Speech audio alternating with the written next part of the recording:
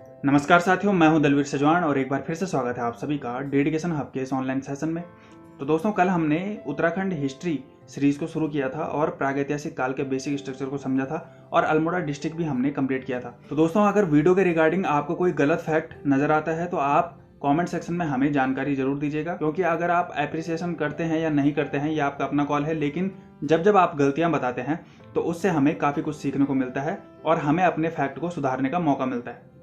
तो दोस्तों, कल हमने अल्मोड़ा डिस्ट्रिक्ट के प्रागैतिहासिक कालीन स्थलों को समझा था। तो आज हम अदर डिस्ट्रिक्ट में प्रागैतिहासिक कालीन स्थल कौन कौन से हैं इसके बारे में जानकारी लेंगे। तो वीडियो शुरू करते हैं। तो दोस्तों, सबसे पहले हम बात कर लेते हैं आज का पहला डिस्ट्रिक्ट जो है आपका चमोली, और चमोली में दो प्रागैतिहासिक कालीन स्थल है, मलारी गांव, किमनी गांव। इनको आप डायरेक्ट भी याद कर सकते हो, और अगर आपको ट्रिक की जरूरत है तो ट्रिक मैंने यहाँ पे आपके लिए बना रखी है। ट्रिक यह है कि चमेली, मनी, लारी। तो चमेली से हो गया आपका चमोली, मनी से हो गया आपका किमनी गांव, और लारी से हो गया आपका मलारी गांव।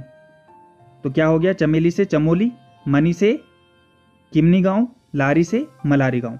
तो ये हो गया आपके प्रागैतिहासिक कालीन स्थल चमोली में। अब इनकी डिटेल जान लेते हैं। तो दोस्तों, डिटेल सबसे पहले हम देखते हैं मलारी गांव की, कि मलारी गांव में प्रागैतिहासिक काल के जो ऐतिहासिक स्थल हैं इनकी खोज शिव प्रसाद डबराल जी के द्वारा 1956 में की गई थी। और 1956 में यहाँ पर शिव प्रसाद डबराल जी के द्वारा समाधानों की खोज की गई थी। शिव प्रसाद डबराल अपने आप में फेमस नाम है। इनको कहा जाता है चारण और इंसाइक्लोपीडिया ऑफ उत्तराखंड। तो आप ये फैक्ट नहीं भूलेंगे दोस्तों। और इसके बाद गढ़वाल विश्वविद्यालय के छात्रों द्वारा सन 2001-2 में यहाँ से 5.2 किलोग्राम के सोने के मुखावरण की खोज की गई थी। ये भी इंपॉर्टेंट फैक्ट है दोस्तों, कई बार एग्जाम में पूछा गया है, ये भी आप याद रखेंगे। गढ़वाल विश्वविद्यालय के छात्रों द्वारा कब की गई थी खोज? 2001-2 में की गई थी। और किसकी खोज की गई थी? 5.2 किलोग्राम सोने के मुखावरण की खोज की गई थी। और दोस्तों, इसके अलावा यहाँ से काले रंग के, धूसर रंग के चित्रित मृदभांड भी मिले हैं जो पाकिस्तान की स्वाद घाटी के शिल्प के समान है। तो आपसे यह फैक्ट एग्जाम में भी पूछा जा सकता है कि कहाँ से धूसर रंग के चित्रित मृदभांड मिले हैं जो पाकिस्तान की स्वाद घाटी के शिल्प के समान है। तो ये कौन सा है? आपका मलारी गांव। तो दोस्तों, ये फैक्ट आपको याद रखना है, एग्जाम में पूछा जा सकता है। तो दोस्तों, नेक्स्ट प्रागैतिहासिक कालीन स्थल जो चमोली गांव में पड़ता है वो है आपका किमनी गांव। अब किमनी गांव पिंडर घाटी में स्थित है। सबसे पहले तो आपको यही फैक्ट याद रखना है। इन घाटियों से या फिर नदियों के किनारे बसे हुए प्रागैतिहासिक स्थलों से बार बार क्वेश्चन बन रहा है दोस्तों। जैसे अभी आपने पिछला क्वेश्चन नहीं देखा होगा, UKSS द्वारा पूछा गया था कि लाखों गुफा किस नदी के तट पर स्थित है। तो वहाँ पर आपको आंसर टिक मारना पड़ा था कि सुयाल नदी के तट पर स्थित है। इसी तरीके से यहाँ पर पूछा गया है कि किमनी गांव किस घाटी में स्थित है? तो पिंडर घाटी में स्थित है।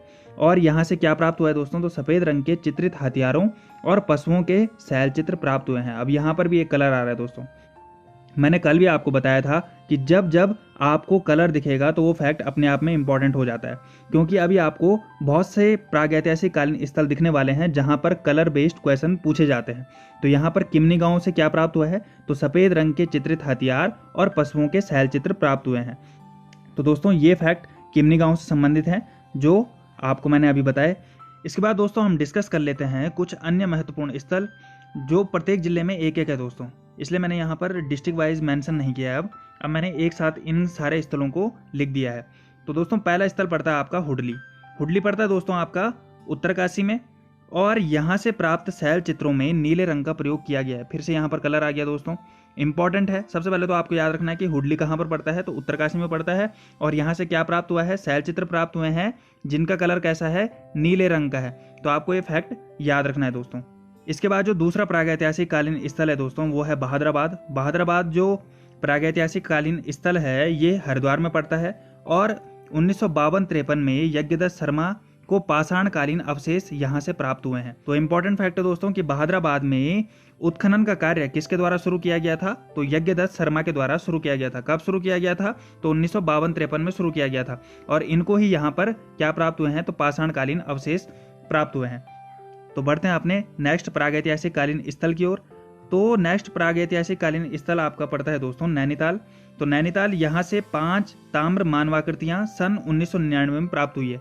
दोस्तों, आपको ये सन नहीं भूलना है, ये एग्जाम में पूछा जा सकता है कि नैनीताल से 5 ताम्र मानव आकृतियाँ कब प्राप्त हुई थी? तो 1999 में प्राप्त हुई हैं। इसके बाद यहाँ से क्या प्राप्त हुए हैं? तो यहाँ से शैल चित्र प्राप्त हुए हैं जिनकी शैली कैसी है? तो मंगोल शैली है। तो आपसे एक क्वेश्चन डायरेक्ट पूछा जा सकता है कि उत्तराखंड के किस स्थल से मंगोल शैली के चित्र प्राप्त हुए हैं। तो आपका आंसर क्या हो जाएगा? नैनीताल हो जाएगा। और यहीं से 5 ताम्र मानवाकृतियां भी प्राप्त हुई हैं और वो कब प्राप्त हुई है? 1999 में प्राप्त हुई हैं।